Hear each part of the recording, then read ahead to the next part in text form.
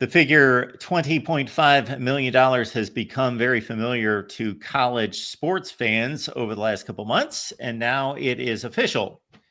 And we will delve a little bit deeper into the ramifications for the University of Iowa, its sports department, and football in particular.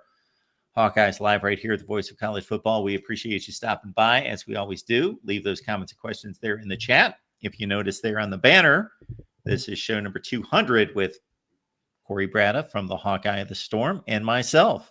Corey, how are you? I'm doing pretty good. I mean, you and we've come up with things to talk about, but it is in general for a lot of hardcore football fans a boring time of the year. Honestly, for college athletic fans, especially when you have as crazy as April and May were with the transfer portal, and now we're in June. It's like it's got to be the most boring month of the year for college sports, isn't it? Like as a whole, when you consider the fact that the transfer portal is trickling into May, and then you have July, you have the conference media days. I mean, I think June is the roughest time. I enjoy it a lot because the weather's nice finally, and we're getting a bit of a reprieve. I will say on the national scene, there were some things to talk about last week because the SEC football coaches convened in Destin, Florida. They have their annual meetings, and they said quite a few things, as did their commissioner, Greg Sankey, that stirred things up just in regards to a rivalry with the Big Ten.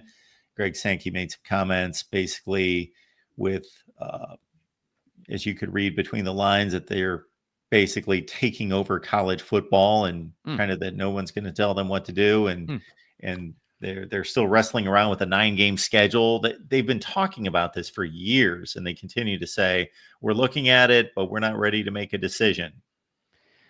Well, the SEC's been taking over college football for how many years now? So the Paul Feinbaums of the world and the Talking Mouth. What is it that Steve Dace, his little catchphrase that he uses that I love?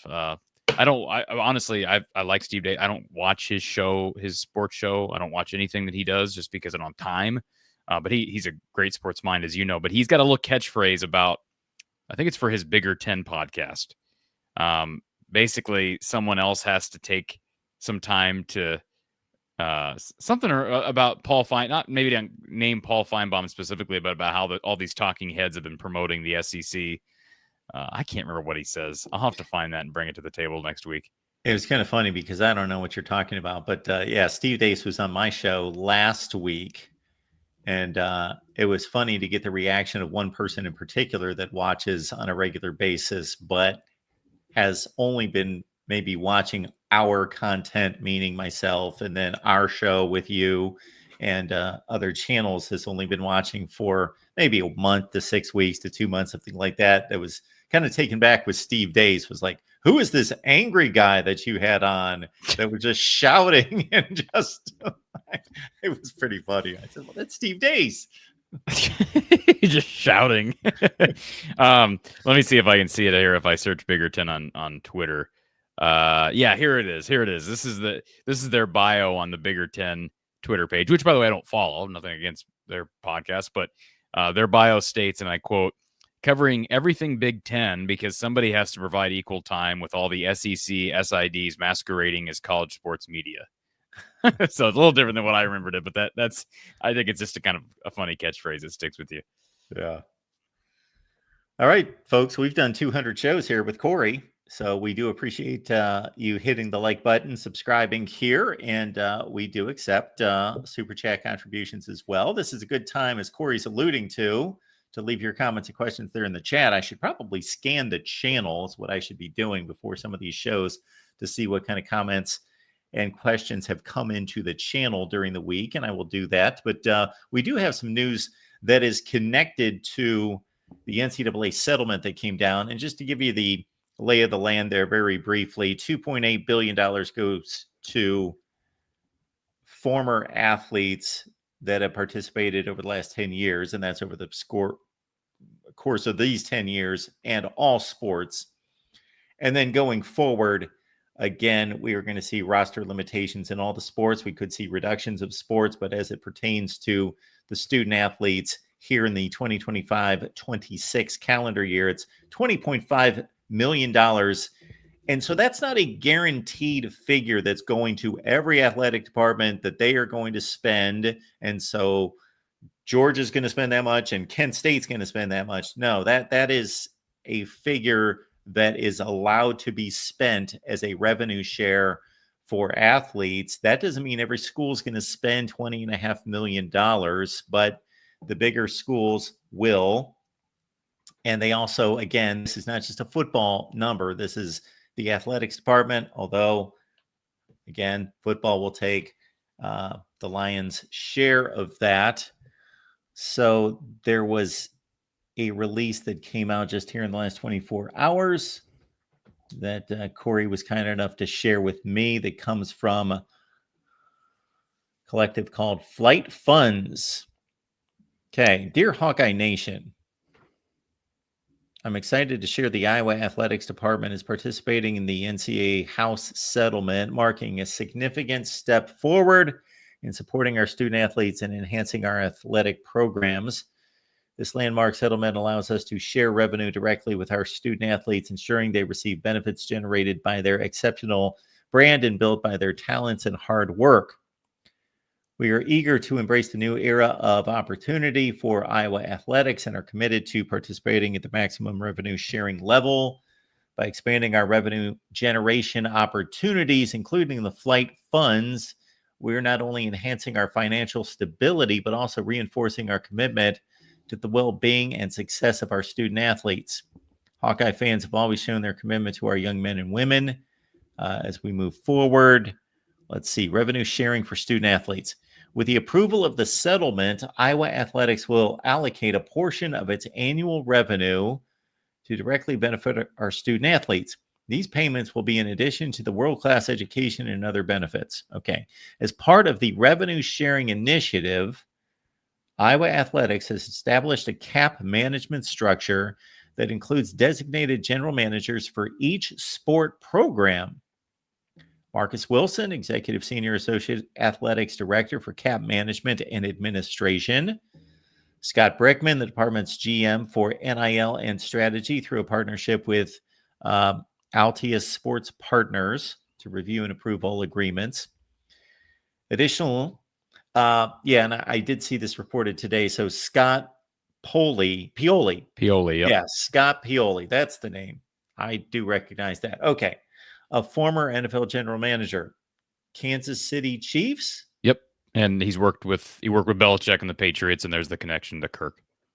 Front office executive with more than a quarter century of experience at the highest levels, was retained last fall by the department in preparation for revenue sharing and will continue to work with our programs.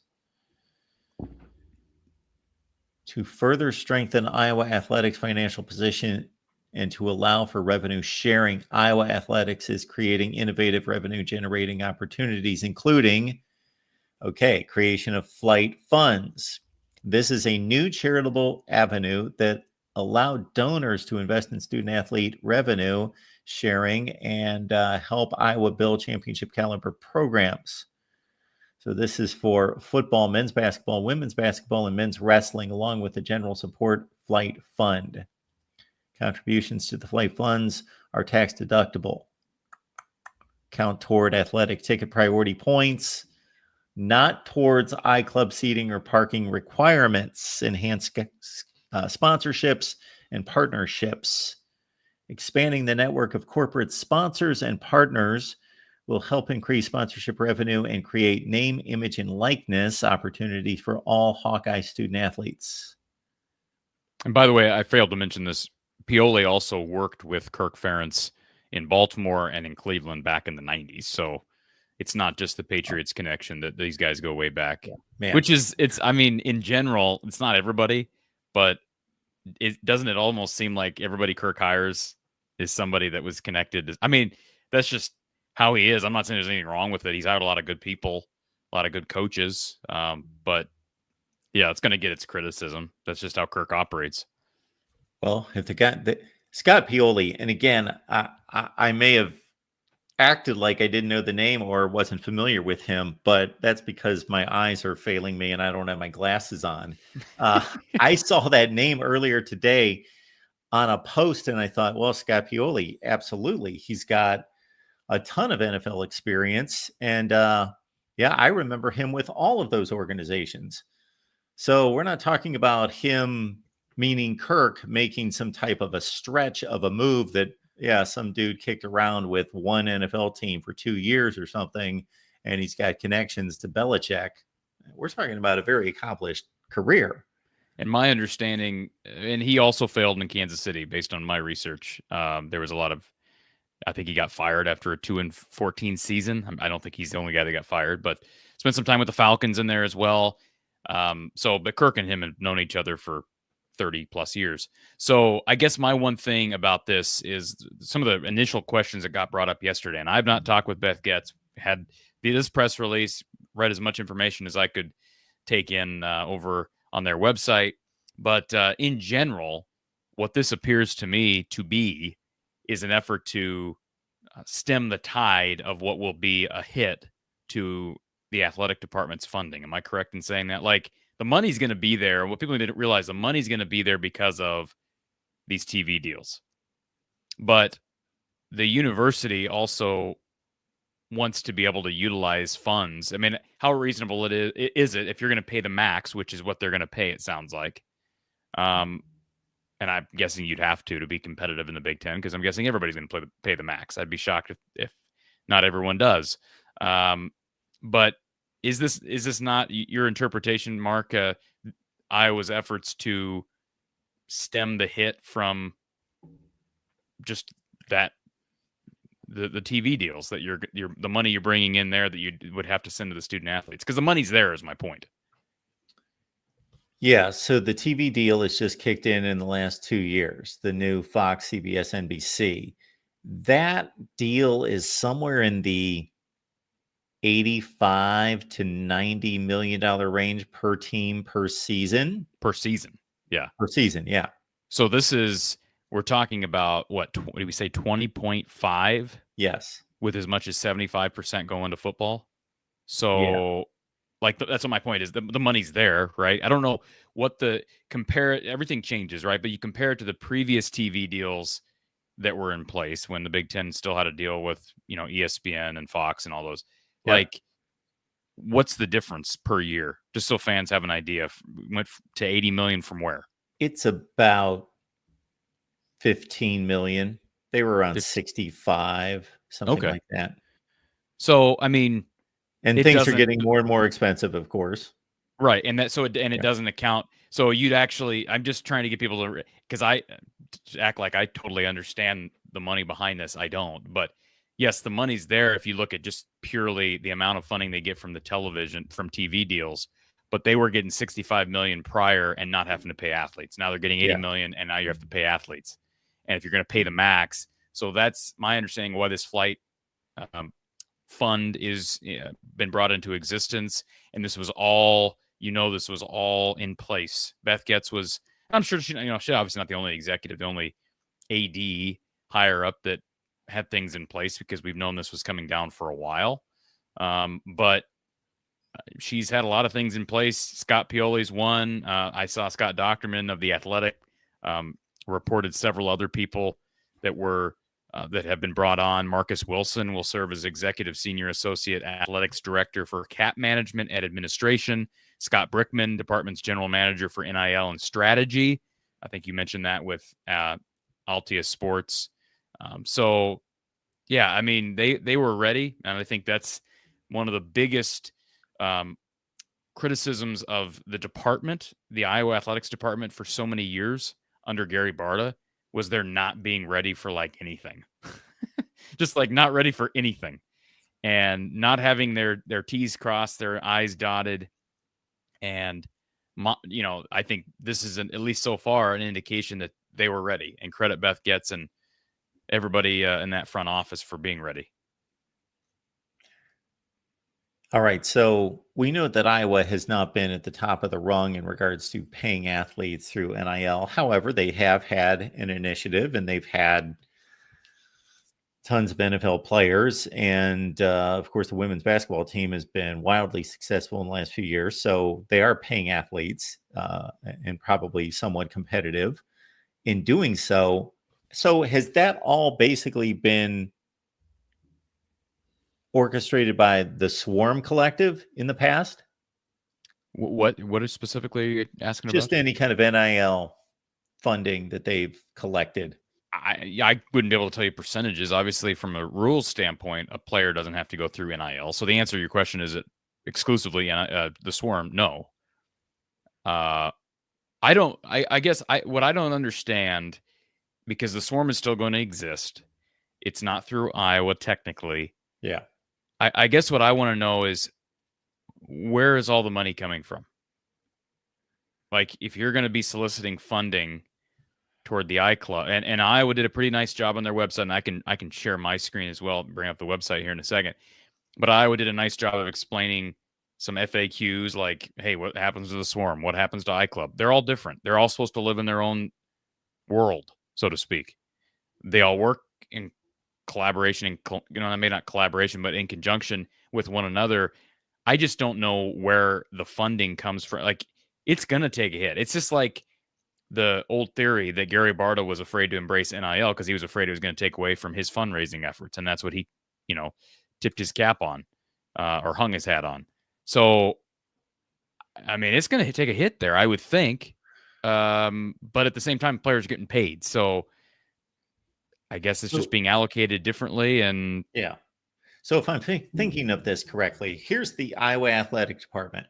And here is now their own initiative that they can completely control.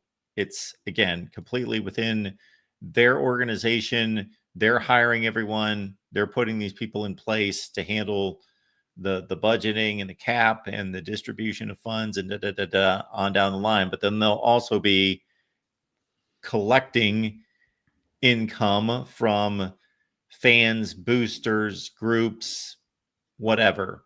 But then there are, to your previous point, the Swarm, the iClub, and these other entities.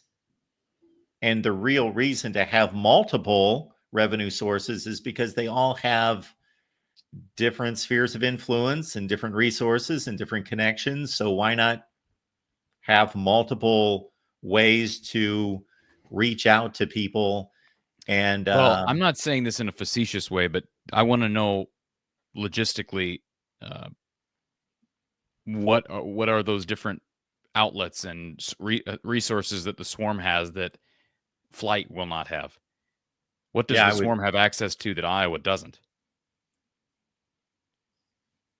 I would technically, I would think nothing.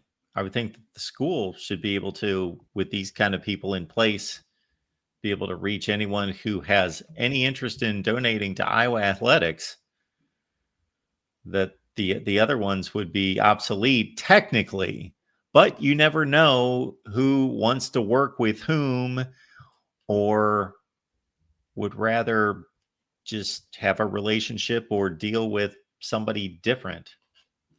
If you don't mind, Mark, I'll go ahead and share my screen here just so people can see what I'm talking about. If you haven't looked at the at Iowa Athletics website, so here is that flight funds page that obviously Iowa's been prepping to launch for some time and just waited for this house settlement to become official. So some of the FAQs, one of them that being that last one, how does this affect the Swarm Collective? NIL agreements, including those established through the Swarm Collective that were signed prior to the approval of the settlement, can remain in place and do not count towards the revenue sharing cap, provided payments are received by student athletes prior to July 1st. Can I direct donations to a specific student athlete through Flight? Gifts to the Flight funds cannot legally be designated to a specific student athlete. The UI Athletics Department determines how Flight funds are distributed. However, all student athletes are eligible to monetize their name, image, and likeness through endorsements, sponsorships, and other commercial activities. There's another question that I wanted to direct people to. Well, here's a good one. Difference between iClub and Flight funds. iClub funds support scholarships, academic services, team travel, housing, training facilities, medical treatment, nutrition, and uniforms for all 22 Iowa athletics teams. Gifts to the iClub earn priority points but are not tax deductible. iClub club contributions are associated with defined member benefits and donor giving levels, which can be used by contributors to enhance their seating, parking, or overall game day experience. Flight funds support the UI's revenue sharing commitment to Hawkeye student athletes. Gifts to flight funds earn priority points and are tax deductible. They are tax deductible, but they are separate from iClub membership levels, do not provide access to iClub benefits like seating and parking. So the main thing is your money just goes to a different place. Again, some of these, and I guess that's where maybe having a second mind breaking all this down, Mark. I can make my screen a little bit bigger. I didn't realize how small it was. You might be able to kind of help me sort of understand this as well. But I would think where you have a disparity with one, whether it be the iClub or like the money is ultimately Iowa's, right? I mean, like these are just like two separate accounts. Like picture it like a bank, right? You have two separate accounts owned by the same institution, and they're just two separate accounts they use for two different places. But if there's a disparity or a lack in one, then it's Iowa's money, right? I guess what I was trying to say? I guess what I was trying to explain before, I'll use a different analogy. If I said the Voice of College Football is going to be raising funds, and anybody who is donating to the Voice of College Football knows that the money will ultimately go to the Voice of College Football, but I have you as a person that goes out there and deals with different people and contacts different people, and you have your connections, and then I have this person over here and that person over there, and even though the people that are donating all know that it's coming back to me, there are different just relationships and dynamics involved that could cause just this pot to grow greater because there are different outlets. The other thing involved, obviously, is that you've got the $20.5 million that has to be budgeted, and one of the roles that we read through there deals directly with that and determining how that is distributed. And then you've got what sounds like for anyone donating to Iowa athletics that wants to give to a particular player, they're going to have to go outside of this structure, right, and contact either the university or directly that player and their representatives about donating to them specifically. Because you can't do that through the swarm. No. Okay. I mean, they like the swarm again, because the swarm is separate. I'm just thinking of some of the things Brad Heinrichs has done, as they're recruiting a particular player, and then he goes on social media and says, "Hey guys, call to arms. We need all this money." It's like, well, I'm not faulting him for doing that. That's great. But here's what we got to realize too. The NCAA is cracking down on that. And that's happening everywhere. They're saying now everything has to go before an approval committee for anything over $600 as it relates to NIL. And I was trying to find that in this release, and I'm not seeing it now, Mark. But you read the same thing, right? I mean, we talked about this months ago because we knew about this coming down for a long time. That July 1st, anything over, I think I shared that on this show 2 months ago. That had been out there and had been shared with people within the department, and so that's why they were able to be so ready. But I think the purpose of that aspect of it is to try to cut down on the pay for play, which has been occurring through NIL now for several years. It was occurring on the black market prior. So that's simply being NIL. It just has to be substantiated that dollar amount over $600 is going to be reciprocated in some way that constitutes it being NIL and not pay for play. Yeah, so let me find financial agreements. This is from Fox Sports. Financial agreements reached between athletes and third parties won't count toward an athletic department's annual cap, though any deal greater than $600 is now subject to approval by NIL Go, an online clearinghouse within the College Sports Commission. Yeah. I mean, it sounds really good, doesn't it? Doesn't it sound really good? Well, it sounds like it's cleaned up. I mean, I guess, yeah, I'm comparing it to what we've had to deal with for the last couple of years, right? To me, it sounds good. It sounds like finally we're getting somewhere with just organization, and we'll see. We'll see. It's structured. The players are going to get they're going to get paid, and it's really going to cut back on the pay for play stuff. I mean, you're still going to have a lot of, I don't know how can NIL go ultimately monitor and, keep an eye on all these deals. So I'm going to bring up two situations. So one, I'll use an iced tea company, for example, because this is the first deal I ever remember. Once NIL hit that July 1st of whatever the year was, 2021 or 2, that it was Auburn quarterback Bo Nix who signed with an iced tea company. Okay. In this situation, that iced tea company and Bo Nix, if I approach as the owner of the iced tea company, approach a Bo Nix, then we're going to have to go to what's it called? NIL Go. Yep. Yes. We're going to have to go to them and say, okay, this is what we want to put together here, and fill out paperwork, and they approve it or don't. Yeah, I was just scrolling through here. The Inquirer kind of laid everything out a bit more succinctly, orderly. And I wanted to read, where is that? Let's see here. So, what'd you have for lunch today, Mark? I have eaten today. I'm on a clean diet for the most part. Yeah, you went to Buc-ee's though. I saw your post. Yeah, it was disgusting. Yeah, why would you? Can I ask why you would go off your cleanse for Buc-ee's? Of all the things to do to cheat, you go to Buc-ee's? It wasn't for Buc-ee's. It was that I was going to cheat. I figured, Sunday night doesn't count. It's the end of the week, then we'll start off clean Monday morning. And it got to be too late, and I had nowhere else to go, and I just wanted something to eat, and it's really bad. It's really bad. It was awful. Okay. I switched back over to the Athletic. So I think that's where I saw this. I know this is great radio, great quality here, but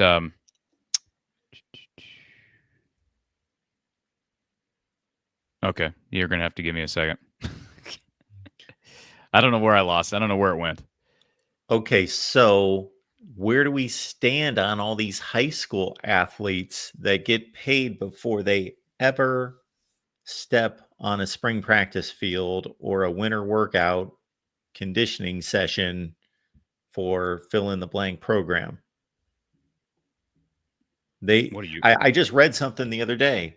Again, it's going to be even more enforced in this House settlement. Apparently, how they're going to do it, I don't know, that players cannot be enticed to go to school anywhere in particular by the paycheck. That's what I'm saying. I mean, that's what NIL Go is. It's kind of supposed to be cutting back on. And so, yeah, this is what the Athletic had to say on this. So, a familiar character in college sports could return to the forefront, the bagman. The new enforcement terms under the House settlement instruct college athletes to declare any third-party NIL deals worth at least $600 into a clearinghouse database. The idea is that the clearinghouse, dubbed NIL Go and managed by the accounting firm Deloitte, will serve as a restrictor plate on NIL collectives and pay-for-play, flagging deals that do not reflect a valid business purpose or fall within a reasonable range of compensation. Yahoo Sports reported that at the recent ACC spring meetings, Deloitte officials shared that 70% of past deals from NIL collectives would be denied under the new clearinghouse. But in candid conversations, coaches and recruiting staffers have serious doubts that athletes will declare those deals or do so accurately. Some have suggested that players are being encouraged not to declare deals at all, but to simply take the money and keep quiet rather than risk the clearinghouse flagging it. And if that's the case, where do we suspect that money might be coming from? Let's see. Here's one athletic director that says, I guess it would just be the same as the way things used to work. We'd be right back to where we started. So the bagmen, right? That's where we come back to the bagmen. Boosters who secretly funneled cash to top players and recruits. It was cheating in the same way that driving over the speed limit is a crime. If it wasn't flagrant or egregious, you probably weren't getting caught. The difference, though, is none of us, like, in general, the reason this changed in 2020 into 2021 was because there were players upset about not getting paid. And fair enough, rightfully so. It was not because we were upset or people were upset because of all the black market deals, because Coach K was paying all these Duke players. I mean, yeah, he was. Bill Self was paying all these Kansas players. Yeah, he was. I'm not going to throw out specific college football coaches, because you'll probably get defensive, because they'll probably be, your secret uncle or something.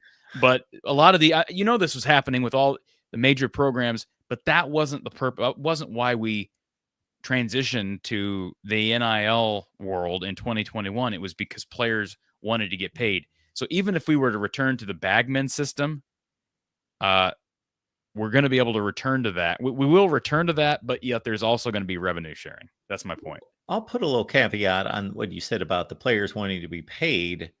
Sure, yeah, the players wanted to be paid. We all want to be paid. But NIL is just by nature a right that we all have as I understand. citizens of this country. Yeah. And they were the only people in this country that were not able to benefit from their name, image, and likeness. Correct. So they just rightfully so wanted to say, hey, you're selling this Texas A&M number 2 jersey all over the planet, and Johnny Manziel doesn't get a dime for it, at least above the board. So my question is, how does this the whole NIL Go thing, where they're going to basically, as Christopher said in the live chat, audit these different NIL deals? How does that function in hand with what the Supreme Court said, that basically you cannot legislate how much a person makes? Like, this isn't like NFL salaries where, everybody's working under a collective arrangement. These are private companies that are now being told, no, you can't pay, that athlete can't take this amount of money because we don't deem it reasonable. How is that legal? How is that? I still have questions about how that matches up with, no union. Thank you, Z1. But I have questions about how that matches up with what the Supreme Court ruled back in 2020 or 2021. You see what I'm asking? Absolutely, I agree with you. And I question it as well. The idea of a salary cap and a payroll is simply tied to the business model. Right. Exactly. Your corporation, your business, your organization, the NFL, you make X number of dollars per year. I heard $23 billion the other day, whatever the figure is. And then you build a business model that says you can pay the players 20% of that. So as the revenue of the league goes up and down, the salary cap changes. And I look at this revenue sharing figure of $20.5 million in the same way. Somebody somewhere figured, okay, these media deals equal this, the gate equals this, all these things go into factor, or whatever maybe they didn't factor in everything, but at least the media deals, and say this sport can afford this. I guess because this money is being taken by these athletic departments in these schools, and therefore, or I don't know if that 20.5 million is just a very arbitrary number that just feels right, or if it's tied to some business model. I don't know that. I've never had that explained, or have I seen that? Yeah, and like described. To clarify, Christopher Hillpiper, who says basically a $4 million deal from a dealership that makes $1 million a year would not be equitable. Yeah, I understand. I understand that. What I'm saying is, who is this?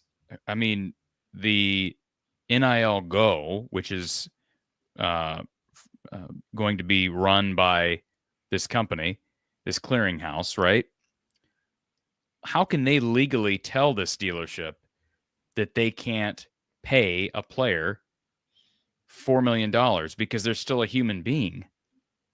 That's what I'm saying. I don't know how you can do that and still be within the ruling of the Supreme Court from 4 years ago. And what is reasonable Boy, that's a vague term. You What can't. is? That's what I'm saying. You can't leave something up for interpretation that's already been that's already been ruled on by the U.S. Supreme Court. Unless I'm missing something, unless it's just a matter of these players all have to basically sign a waiver that says if we want revenue sharing, we agree to be That ruled could by NIL Go. That would be the only thing that makes sense if you can do that. I mean, I'm not a lawyer, as you could tell. I'm just trying to walk through this, make sense of it all. Well, what you just said does make some level of a sense that, yeah, if you want to participate in intercollegiate athletics, you're going to benefit from this revenue sharing. You cannot continue to benefit from NIL, whether that's, the NIL that was announced and that we just described through this press release of the flight funds, that very much seems as though it's skewed toward facilities and, for people that want to donate and think, yeah, I want Iowa to have the best football team money can buy, and I'm going to throw my $1,000. That's not the place to put it, apparently. No, that was iClub. Remember, we were comparing the difference between iClub and Flight. iClub goes to facilities, gear, etc. All right. Flight will go directly to revenue sharing. But you cannot pay players directly. You cannot say, I want to pay that player. Correct. You can if you're a collective. Yeah, that has to go through the. But I'm guessing that I'm guessing that if I, as from the Hawkeye of the Storm, said tomorrow that I want to pay Hannah Stolke on the women's basketball team, $50,000, I would have to put her to work for NIL Go to approve that. She'd have to. There would have to be something. You know what I'm saying? Like even $50,000. If it's anything over $600, if she's not doing anything, yes, then that's my interpretation. Like she has to be featured somewhere in the business side of what I'm doing. But does that make sense?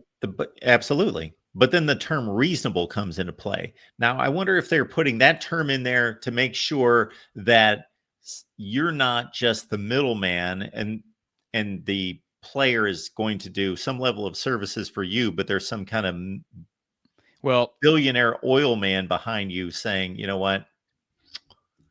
It's going to leave room for debate and disagreements and whatever. But the bottom line is, I would think, based on what we're talking through here, if the athlete agrees to revenue sharing and hence signs his right away to not be legislated by NIL Go, it doesn't matter. You are saying, I am going to accept whatever they say for reasonable. And if you don't like it, fine. You're not going to get revenue sharing. You're not going to be here.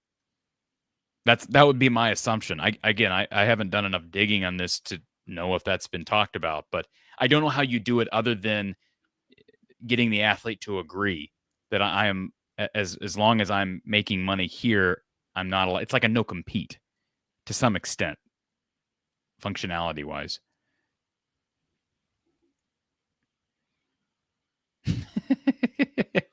I just don't know what legally stops or how they can legally stop a Texas oil man from saying, I want to pay the Texas A&M quarterback $10 million a year. And they can't do that if going to be on this podcast. But if it doesn't, Mark, what I'm saying is it doesn't matter. It doesn't matter if you or I think it's reasonable. If the student athlete has agreed to be overseen by the oversight of NIL Go, then they have to accept that. If they want revenue sharing, they have to agree to this, and they have to accept whatever NIL Go says. Now, I don't know the criteria that NIL Go is functioning on for reasonable, but I'm just simply saying I don't know. I think the way we're talking about it, yes, it can be legislated as long as the players agree to it at the beginning of their careers or at the beginning of their period of making money, revenue, part of the revenue sharing deal. You get what I'm saying? Yeah, I do. I just don't know how that holds up legally. Okay. All right. Still questions, right? Questions. A lot of questions need answered. Do we want to address Jackson's super chat, Mark? Jackson's super chat. Thank you, Jackson. We appreciate you. Since it's 200 shows, may we have a backstory on how you guys first met? I believe you contacted me on Twitter. Well, I tell you what, we were both at a Daughtry concert. No, I'm kidding. Just joking. Yeah, like I would be at a Daughtry concert. Come on. What do you have against Daughtry? Now, believe me, I'm not a huge go to a Daughtry concert. Oh, okay. Well, do you like that? Maybe I would. Okay. I would not pursue going to, like, if I was with someone who wanted to go. So at least you know who Daughtry is. Yes. Like, I think 90% of the acts that I bring up on here, you're like, I have no idea who that is. Yeah. But you know who I didn't know is. who was someone was the other day, and this person about jumped out of their chair. They brought up R. Kelly, and I said, "Who's that?" they couldn't believe it. Yeah, that is sort of funny that you don't know who R. Kelly is. Do you know who I don't know who you're talking about. Do you know who Jay-Z is? Yes. Okay, well, I don't know. Do you know who Nelly is? Do you know who Wiz Khalifa and Kanye West and? I know all those names. Okay. I would not be able to pick them out of a lineup. Kanye West, I could. Okay. My son was a big Kanye guy for a while. Okay. Do you know who Kendrick Lamar is? Well, that was one of my son's favorite artists as well. Otherwise, I don't think I would. Travis Scott. You know who Travis Scott is?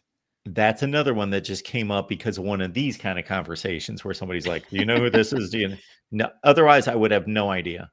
Okay. Well, yeah. Hey, I don't listen. Full disclosure, I don't listen to any of those guys, but those are major influencers in the modern pop culture, hip hop, rap world. So, anyways, but yeah, we met. I think originally through email. I don't think it was Twitter.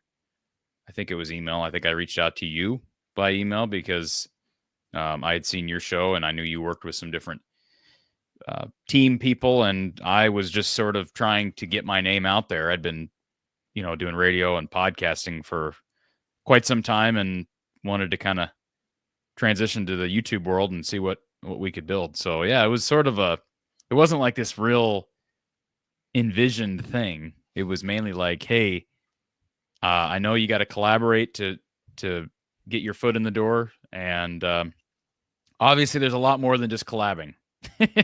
You've experienced, you recognize that now, Mark, right? How many people have you collabed with, and how many, with all due respect to some of the people you've collabed with, I'm sure there's a number of those people that have given up by now or that are stuck in first gear still.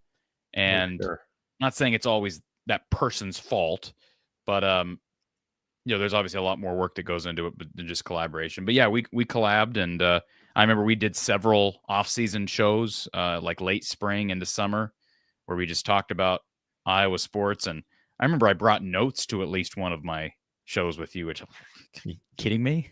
You ready for this? With all due respect, what's that? Are you ready for this? Go ahead. Please don't play it. You're not going to play a show from way back when, are you? I found the first show. Oh my goodness. Please don't. This might be rough. Wow, look at, I still got the same backdrop, Mark. Yes. Different microphone. You got a totally different background. I don't know where you're looking, but that's okay. My computer was up here and then making decisions earlier. Of course, we just had that just flood of visits, official and who knows what I'm talking about. That microphone is slick that you got there, Mark. Yeah, it's over here in a closet. I'm telling you, I've said this before. That whole setup you have there is great. It was decent. It was better than what I have now. And there was actually a deep desk that went behind me, and I put even helmets on that. Okay. All right. Yeah. Well, I love how all the recommended YouTube shorts are of Elvis Presley. Here's my guy. Yes. Oh, it's great. That. But so yeah, no, I still have that shirt, Mark. But anyways, yeah, that was feels like a long time ago. And so the date on that first show should be just about 4 years, July 15th, 2021. Yep. We basically been doing it nonstop ever since. There you go. There it is, Jackson. You asked for it. And now you and I get to split his $4.20. $3.60, whatever it is. Thank you, Jackson. I will not buy a Bucky's brisket burger, whatever it was, with that. I saw Hawkeye Howard says his wife works at a Bucky's, so it's a big operation. Yeah, no question about that. I've been into 1 or 2 Bucky's in my lifetime. I went there at like 11 o'clock at night. There were 100 people in there easily. Yeah. Amazing. They're open 24 hours, aren't they? But the brisket was terrible. Have you been into a Culver's lately? No, you have not, because you're on this. No. You're on this cleanse. I'm clean. Yeah. Yeah. I don't know if I will veer off of it at some point, but I'm trying to stay strict for 3 months. Do you feel better since you started it in the last 10 days? I feel the same. You feel the same. Okay. I'm just curious. I mean, So far. and I hope you're going to be honest with everybody. I hope you're not one of those people that you feel like you have to placebo it into effect. I feel good. You felt good before, though. You could eat a whole sleeve of Oreos, a whole box of Oreos, and you felt good, right? I'm losing my desire for junk food. Yeah, that happens. Yeah. I don't think I've ever done a cleanse quite like what you're describing, but when I stop eating sugar, I just eventually it's easier and easier to say no. The only junk food I've eaten, well, besides my Bucky's, which included a milkshake. So it's not like been a 3-year struggle. We're talking about 8 days, and I did veer off for one quick meal that wasn't worth it, but I did get a chocolate shake. But I've had chocolate almonds that were approved by my ultra healthy friend. Yeah, Target has really good dark chocolate almonds. I believe they are dark chocolate almonds. Yep. So eating some of those. I had. You ever had? You don't like espresso or coffee, do you? You're not a big espresso. So they had there's a place up in Okoboji that they serve on your to-go coffee cup. They serve a chocolate-covered espresso bean, and you can literally just eat it just like anything else. But it's real. I mean, I love coffee, espresso, that kind of thing. So, yeah, most people do. I could have chosen to ignore this question, but I just thought it was amusing. Well, where's YouTube Sucks been? He hasn't been in the chat for. I haven't seen his name for a while. That's and then big. just out of nowhere, he hits me with that. Well, what's your answer, Mark? Am I your favorite guest? I can't answer that. I'm not allowed. I can't. Yeah, plead the fifth. I'll say this, YouTube Sucks. You can interpret this any way you want. I made a statement to a number of people within our little Voice of College Football organization. This was maybe a year ago when we were talking about possibly having other people host shows on my channel, the main channel. I know where this is going. Do you remember what I said? You weren't there. No, I think you told me, but go ahead. Yeah. I said, I can only think of one person that I would allow to host a show on my channel. Well, you have had a lot of people, though, host shows on your channel. Yeah, at times, and they did a fine job. I'm not disparaging that, but I'm just saying in terms of hosting a show, a set show every week, the guy. So that tells you anything. That. YouTube Sucks. There you go. Do you remember when Coach Patterson and I cut up some? We did, I think, 2 years where we did a national championship preview and posted it to you because it doesn't really fit on the Iowa channel. We did I think it was TCU Georgia, which ended up being a horrific game. But hey, if I had 8 clones of myself, there's a lot I would do beyond just this channel. I'd love 8 clones. I don't know if that'd be a good thing. That might make the world a more stressful place. Well, YouTube Sucks. Corey and I are possibly going to venture into something else. We shall see. D. Rollifson, can we address that question or that comment real quick? D. Rollifson says at Clear Lake, they have a cookie vending machine. I'd love to know where, first of all, where did that comment come from? Second of all, I know the company you're talking about, and that company, I believe its only other location besides Clear Lake now is Ames. And yes, there is a cookie vending machine in Ames as well. So for D. Rollifson, I know exactly what company. I won't shout them out just because they're not sponsors, but yes, I know exactly what you're talking about.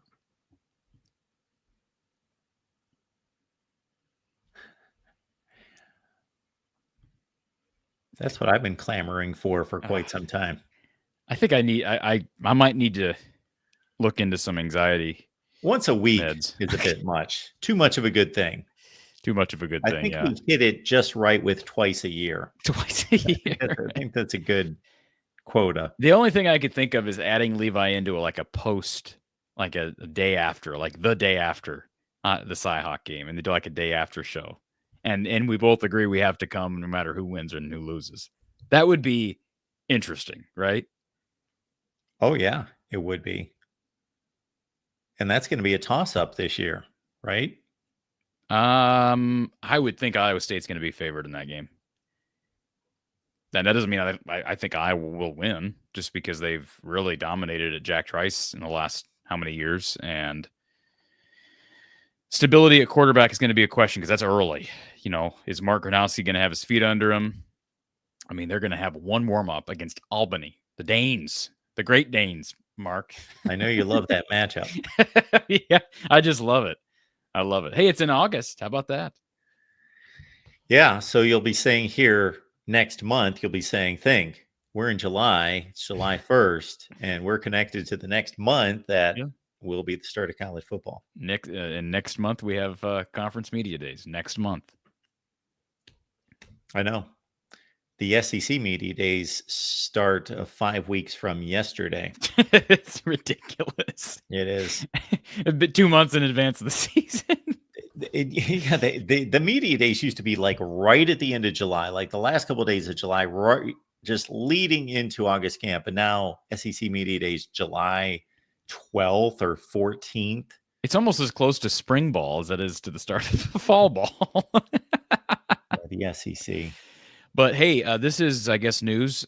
Football is back together, I believe, right now. I released a segment or a show over from the Hawkeye of the Storm interview we had with Bryce George, incoming Ferris State transfer, who is projected to be a starting, I think, left tackle for Iowa, assuming he stays healthy and pans out. Got a great attitude, great humble head on his shoulders. So I got a chance to sit down and talk with him for about 30 minutes. So that interview is posted on our platform and all the different podcast platforms that we host on as well. And they're all back lifting and getting summer conditioning underway this week. Everybody's reported, I believe. All right. I'm still mesmerized by our first show. It took me, I brought you in 30 minutes into the show. Why? I don't know. I was talking for 30 minutes. Well, there was no Iowa channel. It was the main channel. Yes. So it was your channel. So I just remember back then, I remember one comment that we got on one of our first shows. Because you used to, I would like to know why. You used to post all your videos at like 3 a.m. Did you not? Or 4 a.m.? Posted them? You would, I guess, schedule them for that time? Yes, you did. Really? Yes, you did. You could probably go back and look. Your videos. I probably did. You know what probably happened was I probably didn't know how to schedule them. And so I probably was just editing and posting them immediately. Oh, okay. Well, that's probably what happened. Yeah. So I guess. I just remember, there would be stuff posted in the middle of the night. And I remember one guy was an early morning post. He went on there and because you had a bunch of guests on, you were posting videos every day. You had these different contributors, and you bring me on, somebody that people don't know about. And I remember one guy saying, Mark, you are an absolute machine. Just a machine, Mark. You're just a machine. You just keep pumping out content. Just pump it out. I remember I used to get comments like that, and then people found out I was working at ESPN for 40 or 50 hours a week on top of that. That's nuts, yeah. So I'm doing less now. You spend too much time at the beach, don't you? Yes, at the beach. I did. How often do you go to the beach? I did post. Well, I'm not going to be able to show it here. I went on a boat ride over the weekend. That was very nice. Okay. I posted those pictures on Instagram. That's right. I didn't do it on Twitter. I'll have to do it on Twitter. A lot of nice houses. Like we're talking like $5-6 million houses. This is in the ocean. This isn't like in a lake or anything. No, this was a lake. This was a lake. Okay. Yeah.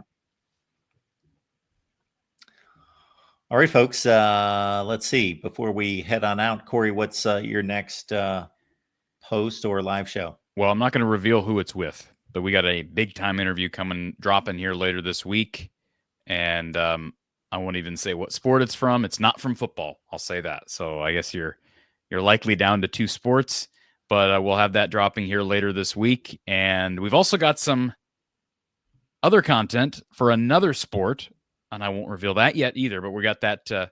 We got some new content here coming out here in the next couple of weeks. So yeah, it's a slower time of the year, but as long as you stay locked in, you're subscribed, you turn notifications on, you won't miss a video. All right, folks. Next Tuesday, make it on back for show 201. And as we get closer to Big Ten Media Days, and we may just actually have something to talk about. But even if we don't, it's still a good time, right? In the meantime, from the Hawkeye of the Storm, we'll see you back here next Tuesday.